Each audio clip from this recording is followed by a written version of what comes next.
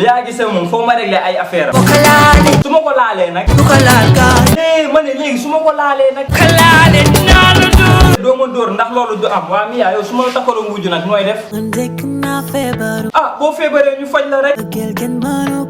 naa kon su ma la joxee garab doo ko naan. ah waa baax na yow Aïda Samb loo fiy def yow.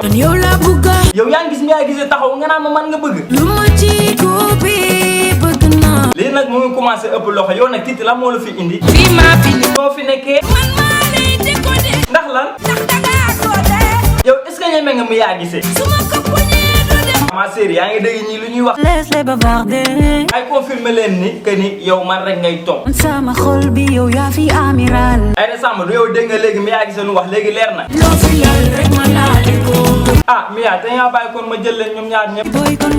wéeruma kay ndax damaa dof si man yow yaa ma moom. yow nag kan moo la moom.